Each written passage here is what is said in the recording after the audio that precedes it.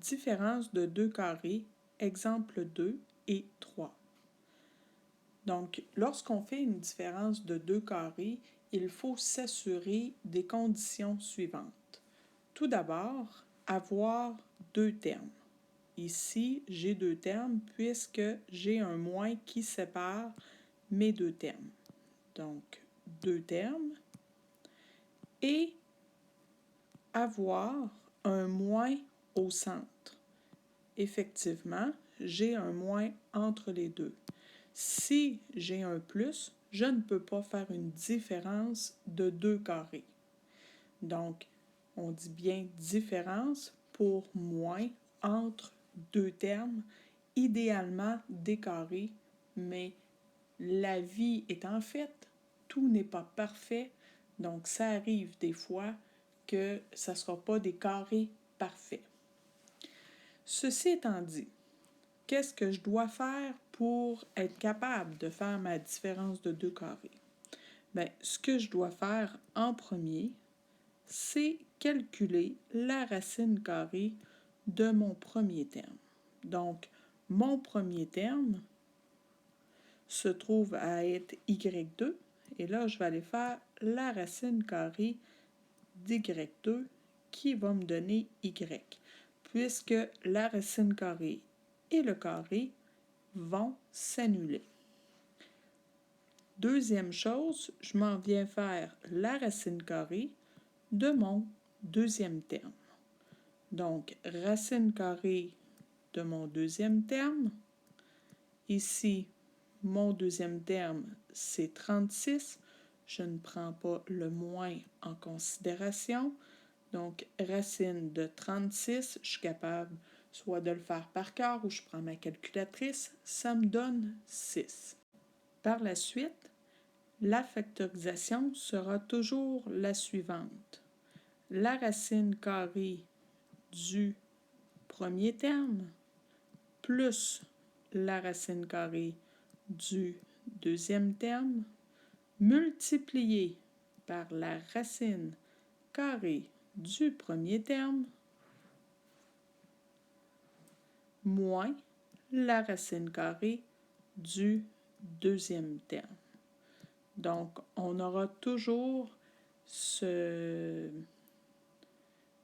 forme-là comme réponse finale.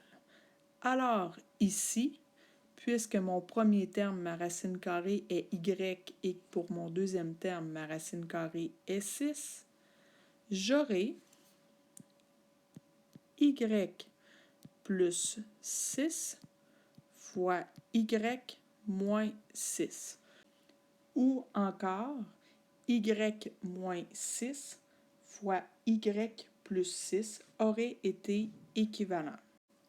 Alors, juste pour confirmer avec ce qu'on a dit, ici, mon premier terme, c'est y plus la racine du deuxième terme, 6 fois y moins la racine du deuxième terme, 6. Alors voilà pour l'exemple 2.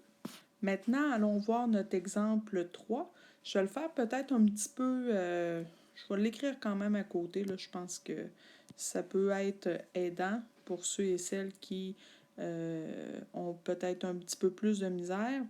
Donc, mon premier terme se trouve à être x moins 3 au carré et mon deuxième terme, moins 64.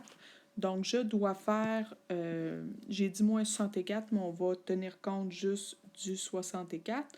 Alors, on va faire la racine carrée en premier de x moins 3 au carré, qui me donne, racine et le carré s'annulent, x moins 3.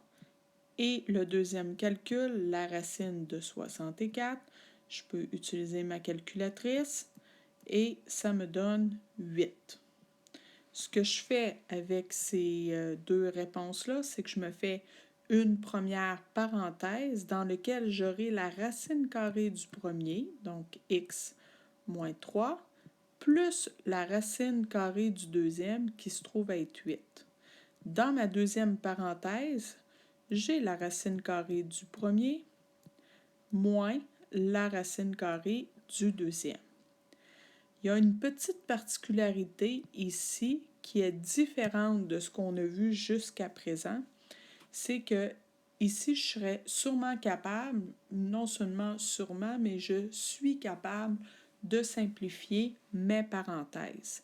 Dans ma parenthèse, j'ai mes termes constants que je peux simplifier et ici aussi. Et tant que ce n'est pas simplifié, mon problème n'est pas terminé. Donc, je dois toujours penser à simplifier au maximum. Donc, la première, si on n'est pas capable de le faire rapidement, ce que je vous dirais, c'est que prends le temps de faire peut-être une étape de plus, puis quand tu seras assez habile, tu pourras sauter cette étape-là.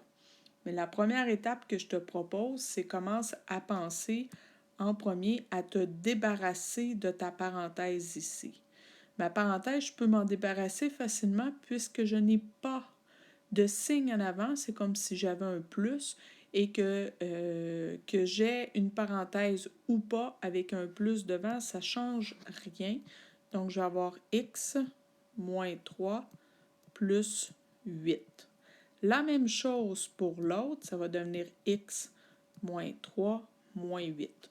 Là, une fois que c'est écrit comme ça devient plus simple pour nous autres parce que là, on voit que le moins 3 et le 8 peuvent se simplifier et le moins 3 et le moins 8 peuvent se simplifier ensemble. Donc, ce qui me donne x plus 5 fois x moins 11. Et je ne l'ai pas dit dans l'exemple précédent, mais si je voulais, je pourrais, en multipliant mon binôme par mon autre binôme ici, par mon autre binôme ici, me retrouver avec mon expression, une expression équivalente qui serait égale aussi à ce que j'avais au départ. Alors, on n'oublie pas de simplifier toujours au maximum.